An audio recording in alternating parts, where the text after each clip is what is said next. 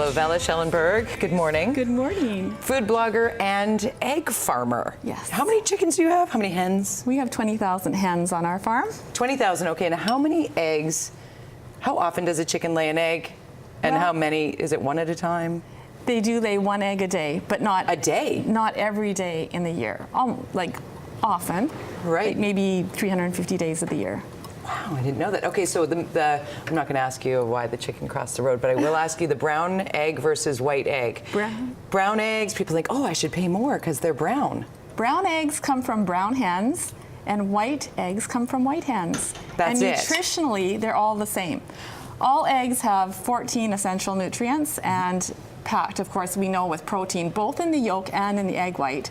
And we're going to do the food hack here. You're Right. making your hollandaise is being heated up That's here what to I'm do doing right our now. eggs Benny. Give us a brief overview and then you keep going and then I'll Okay. keep asking you questions about eggs. What I wanted to show you today is that when you're, of course, we all poach a few eggs for ourselves now and then, but when you're having the whole family over, we have the whole family Right. over often, and usually I'm doing a dozen or 2 dozen eggs. And That's a lot of swirl and it is. crack. There's a couple different ways This you can looks do perfect. that. One way is to poach your eggs the day ahead, but only poach them 3 minutes, take them out, plunge them into ice water, and then the next day put them in a steam basket and just plunge that into simmering water for 1 minute. That's one way of doing it. The other way, which anybody can try, is first of all, you would just put a tablespoon of water in your muffin pan, Right? like so, and crack your egg into it.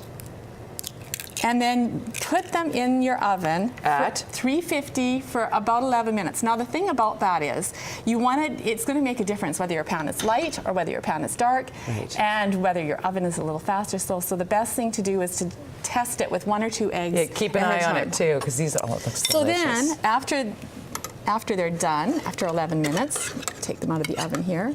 This is such a great food hack, Lovella. Like you is. said, if you're having Very the easy. crew over, You can. you can do 2 trays of these in no time flat. Exactly. Little heat up of the hollandaise. Hollandaise sauce. I'm going to move over here to Just a the little deviled that. eggs because I walked in and went, I love deviled eggs.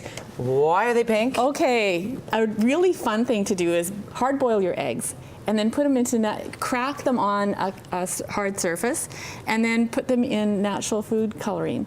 And but what I tried here, and it just works wonderfully, is I cracked the egg a little bit to let a little bit of the color in, and then put it in pickled beet juice. Just took a jar of pickled beets out of my refrigerator and did that. And Finally, not just staining our hands, but staining our Exactly. deviled eggs. How fun is that? You've also got some more food hacks for Yes. eggs. How Now you can color this them. is really fun because what you can do is you can use turmeric. Turmeric makes eggs this color. Red cabbage makes perfect robin blue eggs. We got to Is put it that right down perfect? here so Dirk can get a nice sorry. close-up. That's okay. Okay. Perfect robin blue egg. So you're just simmering red cabbage in water and then dropping the eggs in? Exactly. That And seems beets, so easy. beets will give you a pretty pink color. What's this here? This is my traditional Easter bread. We call it Pascha. And I brought treats for the whole camera crew because you can't come here and not bring treats, right?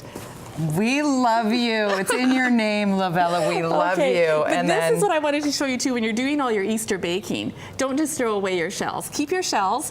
And then I just used a little egg topper, and I just went to the garden store and picked up some little grape cute? hyacinths. And this is just wheatgrass. And this Right. actually, if you plant this now for Easter, you'll still have like probably about that much green coming up. It takes 3 days, and your wheatgrass will start to come up. And what I'm going to do is I'm going to just put them in a little egg cup for everybody's name tags for Easter. Oh, sweet. And I wanted to show this one fun little thing. This, if you use wisteria pods, don't throw away your wisteria. You got little rabbit ears. bunny ears, you can hide the eggs. My in grandkids are going to love that for their. And one more thing I wanted to say is when you're put the eggs first in turmeric and then put them into one of the other natural food dyes, you're going to get a natural speckling like that. Looks like a little volcano. Lovella, we can get to you on your website and perhaps come and visit you out at your farm in Abbotsford near the airport, eggs.ca at eggsoofs. I love it. Follow on Twitter. Thank you for being here. Thank you so much. Making us excited about our Easter decorating. I love the idea of using some of the natural ingredients, and I think I'm going to pick Absolutely. this one. We're going to take a break. That one's got your name on it. We'll tell you all about what's happening in weather next. Here's BT Continues. Okay, that's really good. They are. They're really. It's got orange and lemon in it.